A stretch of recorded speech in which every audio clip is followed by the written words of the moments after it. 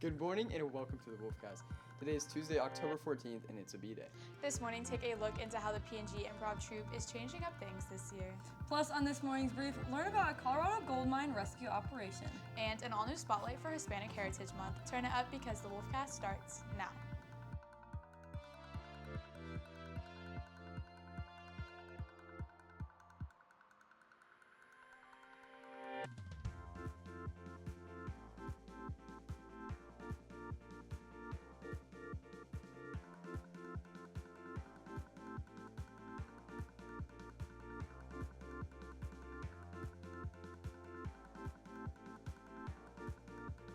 Good morning, Cedar Park. I'm Lily Lynch, and I'm here this morning with Kira Cox and Reed Cummins. The P&G Improv Troupe is about to put on their very first show of the year.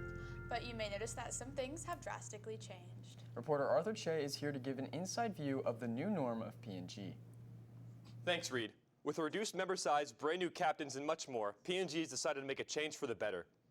Maybe we can hang on. No objections! For as long as the group has existed, P&G is stuck to a traditional format, consisting of 16 members, 2 male captains, and a monarchical system to choose new leaders.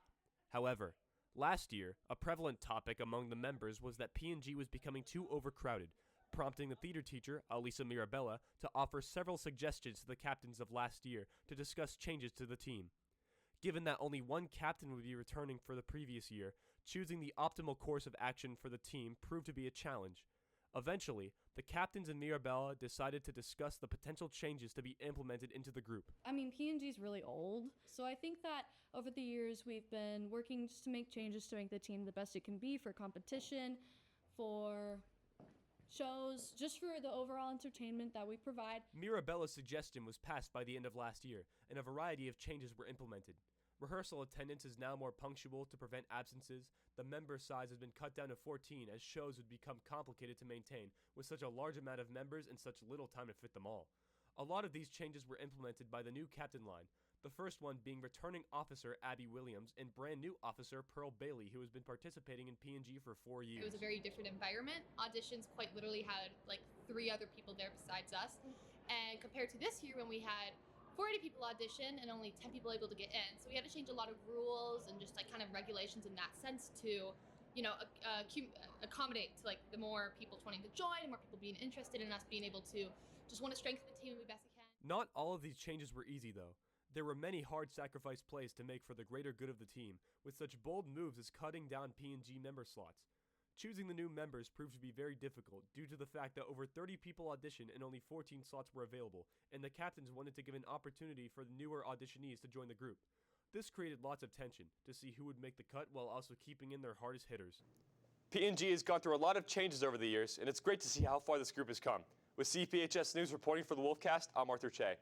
Thanks, Arthur. Coming up, today's headlines with Drew Johnson right after these announcements.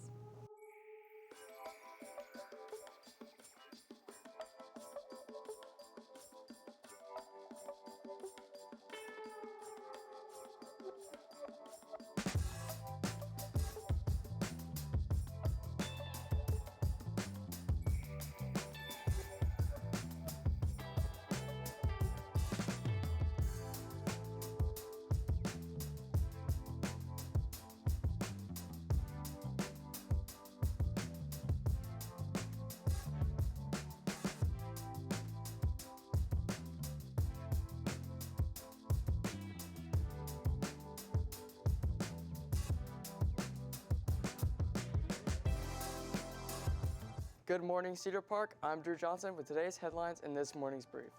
First, Taylor Swift donates $5 million toward relief efforts in wake of Hurricanes Milton and Helene. She believed that, quote, this contribution will help communities rebuild and recover, providing essential food, clean water, and supplies for people affected by the devastating storms. She also pledged to personally give another $1 million to the Mount Ways Foundation. Next, an Amber Alert suspect connected with Monday's homicide was arrested. The suspect was identified as Shirley Gregorio and was arrested Monday evening on Fairfield Drive, according to the police department. Police stated that he will be booked at the Travis County Jail, and police are expected to share more info later this week. Finally, 23 people are rescued after being trapped in a Colorado gold mine. The individuals were part of a tour group and got stuck underground. Officials said there was a malfunction with the door as the elevator was descending at a 500-foot mark of the mine that goes 1,000 feet deep. 23 people were rescued, but one was found dead, having passed away at the time of the malfunction. The elevator was later repaired, and the rest of the tourists were saved. The tourists weren't notified about the death until they were brought to the surface to ensure nobody panicked during the rescue operation. So would you guys feel safe about going into the gold mine? First of all, not at all, like in any way, shape, or form. 23 people were down there, like at the 500 feet below the ground, like, and we're just stuck there. That's terrifying. That's terrible. No. I feel like there's a difference between like caves and gold mines For to my sure. mind. Because like, you know, like you go to the caves for the field trips and it's just a whole different but experience. But like a mine is like terrifying. Like Could just like you could just like collapse on you. Like, have you ever seen a horror movie like with the mines? There's always a mine. There's always a mine shaft. and it's never ends well because people usually end up dying because there's malfunction or like it crumbles or It's- yeah. something. Like, I just Freaks don't me know out. how you voluntarily are like, okay, I'm with 25 people, and we're just gonna go just for fun, go down into this 1,000 feet under the Yeah, ground. I mean, I'm glad that they didn't tell them until they were off of the ground, like the other people that went down there, and they were like, okay, by the way, like they shouldn't have told them while it was happening, and they didn't, which was good. And to what you said, this place is like a staple in Colorado, so I Yeah. guess it's like really popular. But still, like, not I for me. personally would not The do best part about cave diving is you don't have to do it. Well, thank you, Drew. We'll be right back with an all-new Hispanic Heritage Month spotlight right after this break.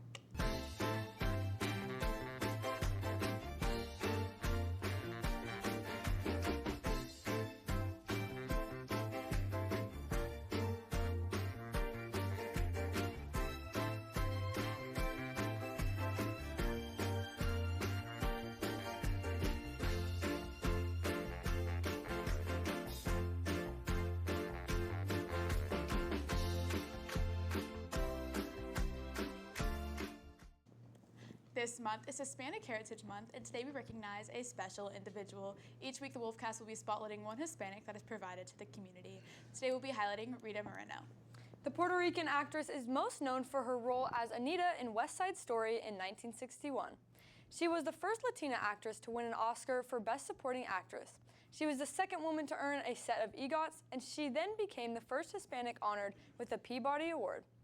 My husband said, hey, wait, I know you have awards, where are they? And I said, oh yeah, they're in the garage in a box. And he said, why? And I hear that you are similar.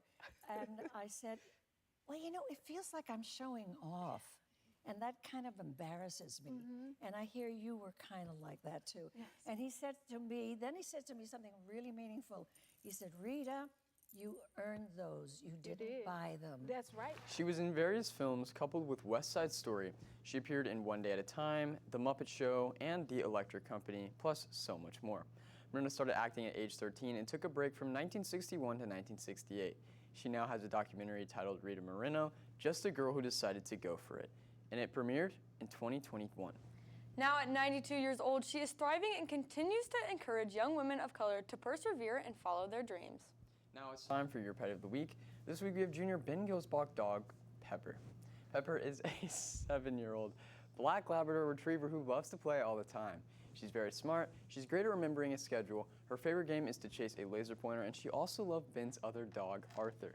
If you'd like your pet to be featured on Pet of the Week, direct message us on our Instagram account at CPHS News or tweet us your videos in a short bio of your pet. And that's today's Wolfcast. Thank you for taking the time to join us during your den. You can catch anything you missed and more on our X, YouTube, or TikTok at CPHS News. Catch Thursday's show for a look into the candidates for Place 3 of our school board. With CPHS News, I'm Reed Cummins. I'm Kira Cox. And I'm Lulu Lynch. Remember to make it a great day or not, the choice is yours. Have a terrific Tuesday, Cedar Park.